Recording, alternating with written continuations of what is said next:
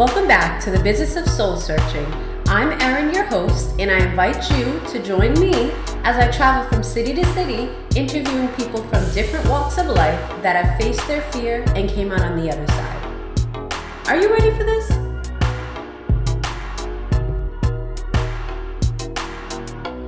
You don't have to participate in anything. Whatever is cool with you is cool with you, and if it's not, no harm done. And that specific one, most of them have an area where it's just hanging out there. You're wearing clothes there, you're chilling, you can have a drink or something like that, and you just get to meet people and hang out. And if you want to go upstairs, you can go upstairs, but it's not like as soon as you walk in, people are hanging from the chandeliers. Yes. Not that. Please welcome TV producer, sex therapist, and cannaprenuer, Myi Matthews. She has her own sex ed podcast that educates and empowers individuals to create a deeper and more informed sexual experience. Myi also created Lux TV Network, which features content created by women of color who help others develop their own sense of lifestyle, emotional wellness, sexuality, and beauty. All of this, as well as her blogs and so much more, can be found on her app and website, ladylux.com. That's lady, LUXXXE.com. Now, I'm actually really excited for this episode because I'm a little bit nervous, and I like to be nervous. I love challenging myself and stepping into uncharted territory. Even in 2020, openly speaking about sex toys, sex positions, etc. can be seen as a little bit scandalous. I am open and willing to all conversation in the name of soul searching. Let's jump in. I like to play, a little game with my guests just to warm them up to the mic and the audience as well. So let's talk sex. What is your favorite position? That is a really loaded question because I really don't have a specific position that's my favorite because, your body changes all the time. Yeah. But if I had to pick one and I could only do one forever, I guess that's how I would have to do it. I'd probably say missionary, actually. You can do a lot of things with missionary, and you can be a lot more intimate. You can see the person and interact with them and feel them, and there's a lot of variations for it. So I'd have to go with missionary. Yeah. No, I know what you mean. And also, people say that, like you said, there's a lot that you can do in missionary. It's it's what you put into it, I guess, is a better way of saying it. Definitely. There's a million variations of missionary. Not so much more you can do with, from the back or different other side positions, but missionary you can do all kind of stuff. Legs up to the side, you can do different locations. You work with it. This is true. Have you had an awkward sex moment? It could be from however many years ago. It can be, whatever you're comfortable talking about.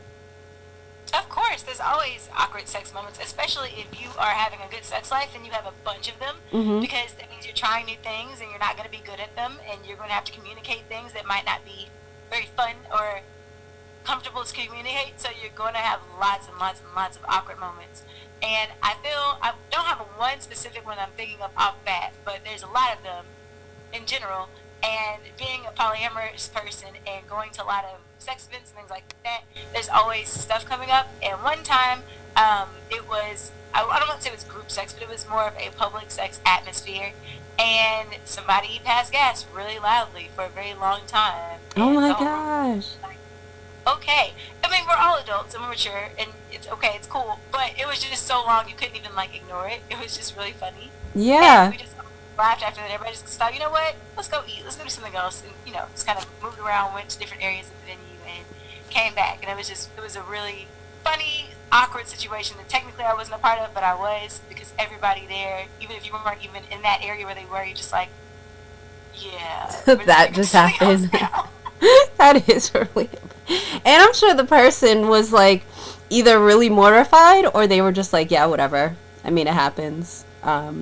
Which it does. Atmosphere, it's very much so, yeah, whatever, it happens. If you're in a responsible group sex area, then everybody there already has a level of maturity that you need to be in that position and not get kicked out instantly. So that's a good point.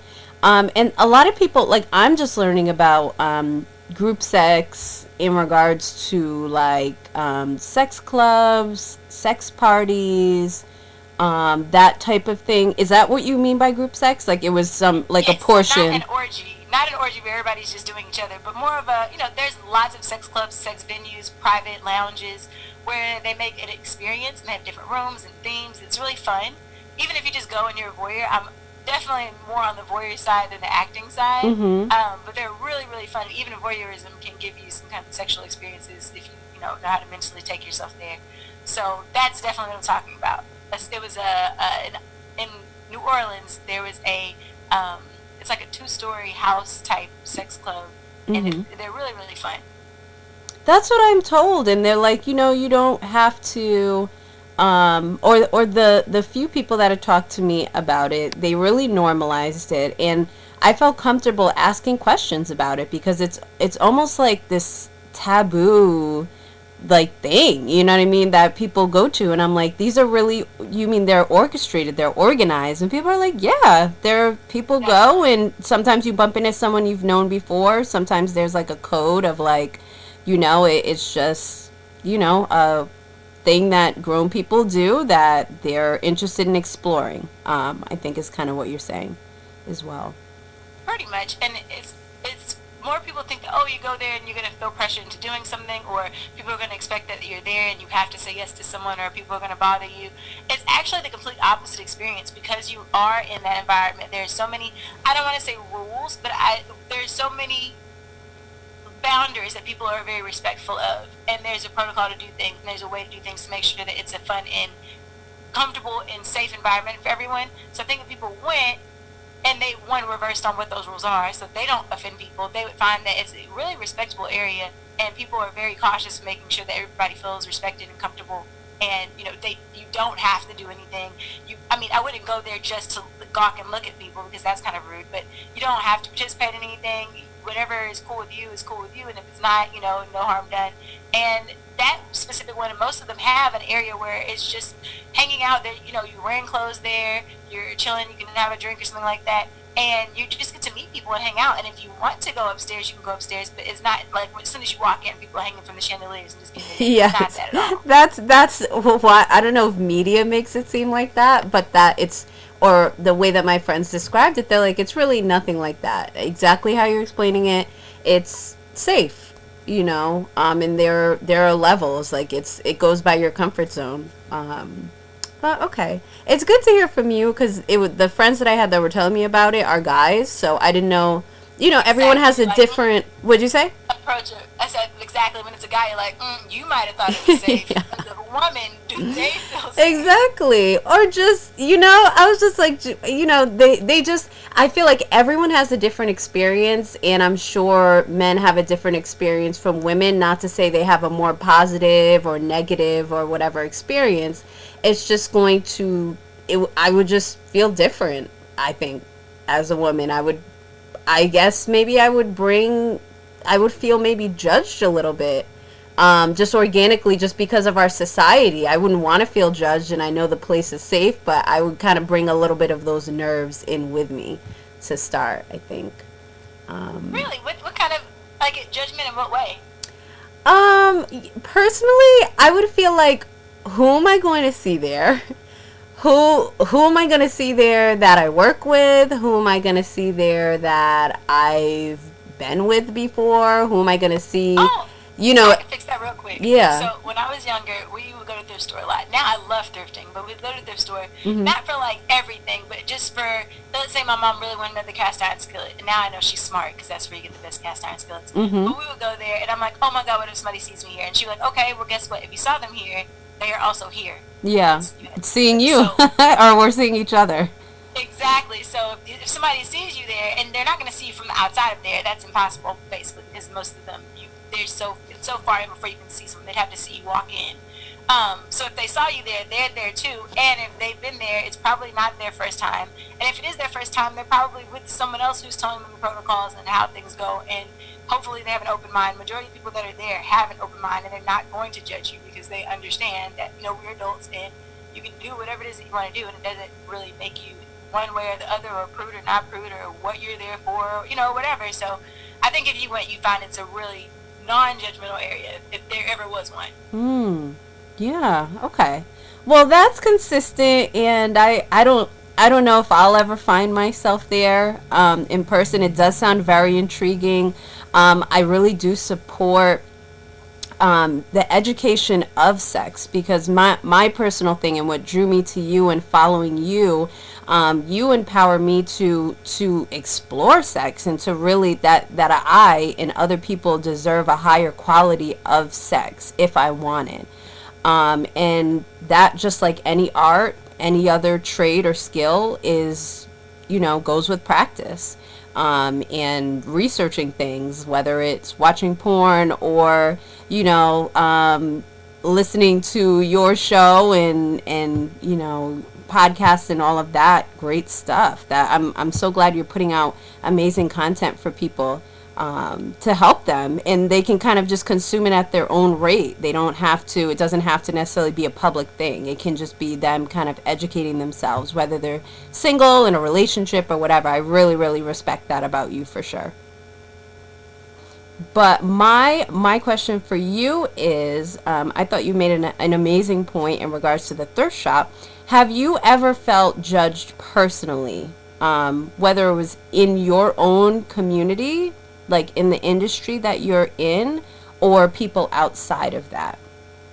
Oh, definitely. I'm judged all the time. Matter of fact, I just not too long ago had an interview with a radio station, and then they went to go look at my page and realized what I did. And this is for something completely different. I was being interviewed for an award ceremony I put on, and I do a lot of charity work and I do a lot of nonprofit work, and so that's what they were interviewing. And once they saw what I did for a living, mainly they reneged the interview. They're like, oh, I don't think it's gonna, resonate with our audience. And I'm like, that has nothing to do with whatever. But okay.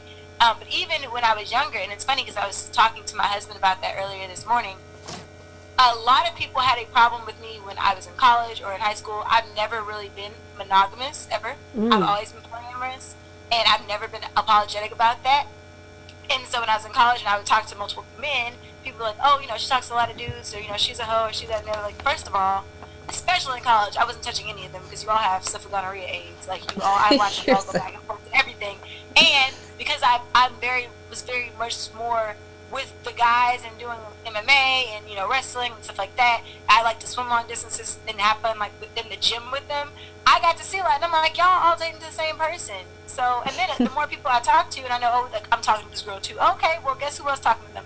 And 3 other people over there. Y'all just don't know, because the girls, stayed with the girls, and I wasn't. So I ended up getting this name, this nickname, the Accumulator, because over time I had, like, I don't know, people I would talk to them and just wouldn't go away. So I like maybe 10 people that I was talking to, and I wasn't doing anything with any of them, but they're like, oh, well, you have all these people, these dudes that are talking to you. Okay, don't these dudes have a bunch of girls they're talking to? What is the difference? And then people don't want to say, oh, well, you're a girl, so it's not okay. They don't feel comfortable saying that because they know that that's wrong. So they couldn't really say anything at all, and I honestly didn't really care. So that's what they called me, and I was like, okay, cool. Yeah. And I've continued to do that, and that's been me forever. So yeah, and now you're making money off of it, and I'm sure those people are probably like, wait. You know what I mean? Off of obviously a much bigger platform than just kind of that piece, but the confidence in your sexuality and how you carry yourself, definitely resonates in your brand. That's amazing. It's funny that you bring that up, and I wish in college I had that confidence, because I know I had someone that I was friends with for years come out and say that we had slept together, and that was untrue. And I'm not saying that's someone's biggest fear in college, but that's definitely not ideal. And from then, I don't know, you just change from that. Your amount of trust and what you're willing to do and openness, for me at least, changed. Now I'm like, okay, anybody could come out and say that, we're having sex. So, you start to kind of close up, put that wall up, that guard up. And that was that. I wish I had the confidence to be like, hey, this is what people are saying about me, and this is reality, and I live in reality, Definitely. I mean, men do that all the time. When I was in college, I definitely had people say I did sleep with them, which I didn't. Or I gave them oral, or I did whatever. And people like, oh, I heard XYZ. And all I had to say to him was, "That's a lie. He's a liar," and continue on with my day, because I mean, I really don't care. And if you know me and you know I own up to whatever I do anyway. If I say I didn't, I didn't. If you don't believe me, then okay, you don't really exist in the world and reality that I'm in. So it doesn't really matter either way. All you did was, thank God, let me know not to hang with this person anymore and that they're a piece of crap. That's all that you did. So even if somebody were to be like, oh, well, I heard X, Y, Z, well, I'm here to tell you I didn't, and continue on the day. Just to let you know. But I really don't care either way. It doesn't matter. It doesn't affect what's going on in my life right now at all. So. Definitely. No, that's true. It's true. And that's something that, I relate to younger women about, because not all women are as confident as you are, or just logical and realistic and able to have those boundaries. So, for them, it's awesome to have, I don't know if I should say a role model, but someone to look to like you, to say it's okay to still be yourself. Like, people may talk about you, they may not talk about you, they may think you're weird or whatever, but it's okay to be you. And if that's being, you said polyamorous? Polyamorous, yes. So remind me what polyamorous is, because I'm sure there's people that are probably listening that are like, okay, they keep saying this term, what does this mean? Okay. There's actually a big misunderstanding on polyamory, polyandry, or polygamy. And most people have heard of polygamy, which is a male having multiple wives. And polyandry is a woman having multiple husbands. Well, polyamory is many loves. So it's not stuck to one gender, or one. You don't have to have wives or husbands. It just means you have multiple relationships. And the main difference between polyamory and cheating is that all the people know and respect each other, and it's open. It's not like, oh, I have this girlfriend, I have another girlfriend, and I have a guy over here, and none of them know about each other. But when they ask me, like, oh, well, I'm polyamorous, so I do what I want. Yeah, so it's not about that. It's definitely, everybody has to be aware of everybody else and be respectful and understand. And there's lots of communication involved. And matter of fact, National Metamor Day was on the 28th. So not 3 days ago was National Metamor Day. Which a metamor would be your lover's lover. So if I had, a husband and a girlfriend, my girlfriend and husband would be metamors. And that's a really, really big part of being polyamorous, is understanding and building the relationships between the metamors and the lovers, and also developing compersion is a really, really big deal as well. That's awesome. So I'm glad that you kind of put that out, because I feel like people are very confused, or they know a little bit, or there's kind of just this back and forth about it. This is still in some places taboo, but people are coming along. I actually was just having a conversation about open relationships, for example, and that there are a lot of, going back to boundaries, there are a lot of conversations and communication. And like you said, that is the difference between cheating, is everybody is aware of what is going on, and if anything changes or someone is upset about something, there is a care enough in each individual to talk about it and to figure out how to move forward. That would also, I would say, be the difference between someone just forcing someone into what they call polyamory, which is not. I see a lot of males, they'll have 3 or 4 girlfriends, like, oh, well, that's just who I am, and you have to deal with it. And everybody's not okay with it, and they don't talk to each other, and it's more like, well, I don't ask, don't tell, and that's not a good example at all of polyamory. If you all can't sit at a table and talk, not to say you have to be best friends or hang out or do any group dates or anything like that, but you should all be able to say, hey, we all need to have a group discussion, come together and sit down and talk, and everybody hear each other out, have those respect for boundaries, and be wanting to, because you are my person's person, I care enough about you to want to make sure that you are comfortable as well and you are happy as well as a cohesive unit. So that would be a really good display of polyamory. And one that wouldn't be is people, well, I know he got their girl over there, but, F her, I don't care about that, or, I better not see it, or don't let nobody, know about it. Not polyamory.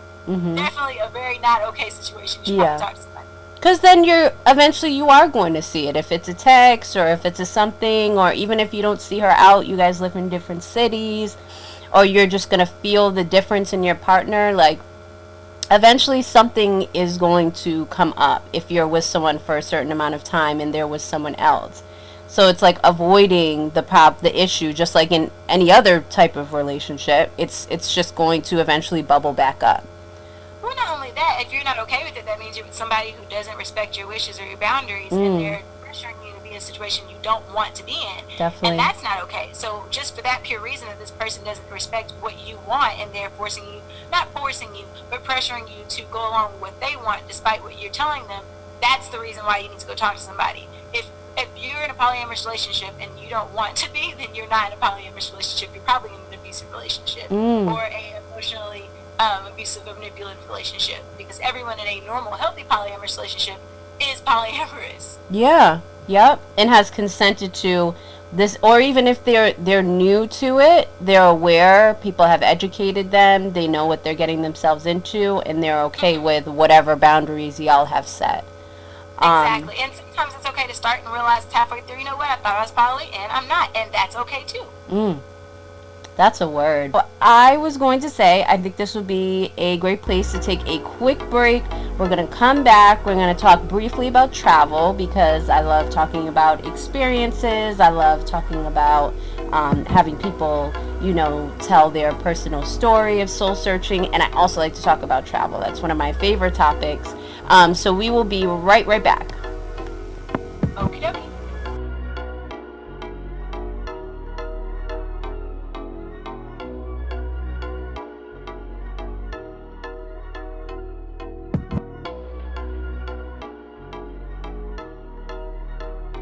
One of my favorite parts of the interview, like I was stating earlier, I love to ask my guests what their favorite travel stories are. So please, if you don't mind telling us, your favorite travel experience. Okay, so I like to travel to random places. How I pick my travel location usually is what's the cheapest, and not in America. I don't like to travel to America. I feel like I've been to all the cool cities already, and sometimes I travel again there, but when I want something new, I definitely go somewhere different. And I went and found a trip to Guatemala for my 30th birthday, and then last April I went to Panama, and what I loved about them both is that they were so remote, and they were so not Americanized. Which Panama, it was funny because of course you would seem that they would be Americanized. Yeah. The fact that America was there forever and the Panama Canal, but they weren't. And I really got to relax for the first time. Guatemala, the internet that they have there is just ridiculous. You don't have internet, like you just don't. Imagine dial-up in 1995, and you have to wait 10 minutes to load a page. So then try to load Facebook. Eventually, you get tired of trying to wait for it to load, and you just get off of it. And it was the first time I got to just experience the place I was at in a very long time, since before cruise ships got internet on them. Before, when cruise ships didn't have internet, that was a great vacation because people could not reach you. There's no way to get in touch with you, and it was wonderful. And now there's cell phones and everything, and satellite cells, and you don't really get that disconnect. But in Guatemala, they don't have the infrastructure to get on the internet at all. Like, you can't. And so I was able to go horseback riding on the beach. We almost died a million times because it's not Americanized at all. Our tour guide that came to pick us up broke down and the tire went out, and we had to go to this tire station that looked like a shack. We all thought we were going to get raped and killed. Why is that our first? That's our first thought. We're like, oh my gosh, I'm in another country. No. Now, mind you, I travel abroad a lot, so being in another country does not bother me. I don't even know how many countries at this point. A lot of countries. It's just this one. No, looks like I was gonna get raped and killed, like for real. Because I'm used to when I go to another country, it might not be on 10 where America is, but it's like 7 or 8. Guatemala, no, it was 3. It is definitely a third world country. Like, the best things they have they look nothing like what we have in America. So, for instance, I talked my friends into going to a tour of the mangroves where the turtles live. And I'm expecting to have some kind of branded, commercial tour boat. Okay, maybe not a boat, but a commercial canoe, something. So I'm looking for a big sign. I'm looking for a building. And they drop us off at this off the side of the road place. And they're like, oh, it's down there. When I say on the side of the road, I mean there's nothing on this road except for trees and dirt and rocks. Yeah, and nature. They're telling me down this random street, this random alley is the boat. Yeah, now I need to call my tour guide. Hey, what is this supposed to look like with you? Because it was just, I'm not used to looking like that at all. And there's some man who probably works, who farms down the street, looks like Pablo or something, and that wasn't going for Pablo, like racist person. I mean, literally, I'm saying random dude, like some random dude. His name could have been John, but no shirt with a name on it, no name tag, no nothing. Just John from down the street in his boat, his gondola. And my friends are like, we're not getting in this boat. I'm like, well, we already paid for it. Like, we're not getting in the boat. But that's just the level they're on. That is the best they have. And I had the most amazing time. It was so beautiful. It was so unadulterated. You could see everything. And when we got to watch the turtles go run into the ocean. You know, the turtles hatch and then they run. They're in Guatemala. So I got to see that. And I got to experience the wild horses riding them on the beach from somebody who tamed them. They don't have a real stable. They're just, horses like the neighborhood stray dogs, and got to eat real food that isn't commercialized or processed at all, that somebody just got the cheese from this man who made it down the street who milked a cow. Like, that's my first real experience. Still being in a resort area, still being in a luxury experience, but having it super grassroots down to the core like that, versus, going to, I don't know, Punta Cana, and you're in a resort, but everything you probably came from America anyway, you could have gotten in America. The people there are American. It's just a prettier view than in America. It was really a traditional thing. And they even had siesta, man. They had siesta. Mm-hmm. We didn't know what happened. Around noon, people just disappeared. And we're like, well, where is everybody? The waiter, the bartender, everybody was gone for 2 hours. And it took us 2 days to figure it out. The first day, we were like, dang, people are lazy. We can't find nobody. And then came back, like, my time. And well, then the second day we were there, it was actually a weekend, and then so I guess there were more people from Guatemala that were at the resort, and they left too. And we started saying, well, you know what? I think I learned about this in elementary school. I think what they call siesta. Yep. I'm going to Guatemala. That was my favorite experience, just being away from everything and just experiencing the country for what it was. And there wasn't anything about Donald Trump. There wasn't any news. There wasn't anything except for what was going on, just who you were with, and that intimate time. There wasn't world news. I don't even know they know who Donald Trump is. Yes, so, and that must be I know that must be such a beautiful world.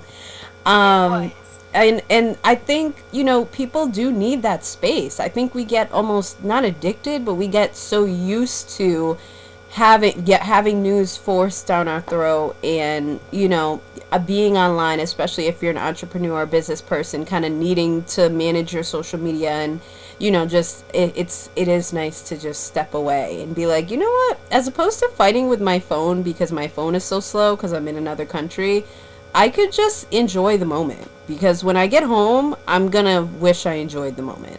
Exactly. And it forces you. There's no internet. Like, you don't understand. By the time I even download your email, an hour. I'll be home. Oh yeah. Forget sending it back. Yeah. I don't have 3 hours to respond to an email, so no, there's no internet here. No. That is definitely on my list as well. Guatemala, for sure. So that's good to know. Well, thank you for that tip and that funny story. So earlier we were talking about sex. In my perspective, my opinion, sex positivity and just normalizing sex. How has, if I can ask you, how has speaking to women, and I'm sure you also speak to men too, your audience, I'm sure there's men that may come to you and I have questions about sex as well. How has speaking to people about that changed your life or impacted you at all as a person? I've been speaking since I was 3 years old in July. And my parents didn't give me much of an option. I appreciate them because they kind of realized when I came out, one, I was going to be weird, and I was going to be physically weird and look weird, and they probably need to give me a hobby that didn't include being popular. So when I was 3 years old, they decided to start teaching me poetry, and I learned to recite. My first poem I was reciting was Still I Rise by Maya Angelou. And when I say they taught me how to perform it, man, this is back in the day when there was Showtime at the Apollo, and kids were out there doing it. So they Joe Jackson to me, and my sister made us know where to stand, where to give a sigh, where to look confused, where to look lost, where to put our hand, every step of the way. And they put us in the Martin Luther King oratory contest, which was sponsored by Wells Fargo at the time, and we won. We were dominating. And once our school realized we were good at it, they put us in every competition possible, because that's how you get funding from donors. Of course. Hey, look, we're doing great work. Really, my parents were, but I didn't care. I got out of school, and I I've been speaking ever since. So from that, they put us in different competitions. I did EXO. They put us in all kind of like speaking engagements. Then when I got to high school, thank God, my school decided to have a speech and debate team, which also had poetry and prose and things like that. And I got to go to college and do that. I got to win national titles and just have a blast and see the world. That's how I got to see the rest of the country, is from debate in college and going to all the colleges across the country, just like the football team got to go to every, college when they had a tournament or whatever, a game. The debate team got to go across the country as well. So I got to see a lot of really cool places. And just in general, for my parents starting that at a very small, young age and making sure I never had that fear, because that is the number one fear of adults in America, is public speaking. Definitely. They changed the trajectory for my life in general. I've never been afraid to speak in front of people. I've never been afraid to speak out or speak my mind or say anything. I've been really good at memorizing things since I was very young. And it's allowed me to be able to get the jobs I wanted, positions I wanted, talk my way into almost everything. Most people don't realize this. I don't have an actual, I would say, legitimate degree. I ended up with a degree from from an online school, but that's because I went to 6 different colleges. I like to move around and do a bunch of random things. But they think, oh, well, you must have went to school for this. I went to school for dance, y'all. My actual degree, if I finished the last 3 classes at the school I was going to that raised the prices really high, I'm not going to talk about them because they're doing amazing things now, and now I see what they did with my money. Yep. But I went to school for dance. I was a ballerina for a while. I was a contemporary ballerina. I ended up being a professional cheerleader. I ended up being a high school dance teacher. I danced for Disney for a while. I did movies and stuff like that. That's what I went to school for. So everything else that I learned to do or I got into, like marketing or branding or even sex things, I talked my way into. And the reason why I was able to do that is because of public speaking, because of speaking to people in general.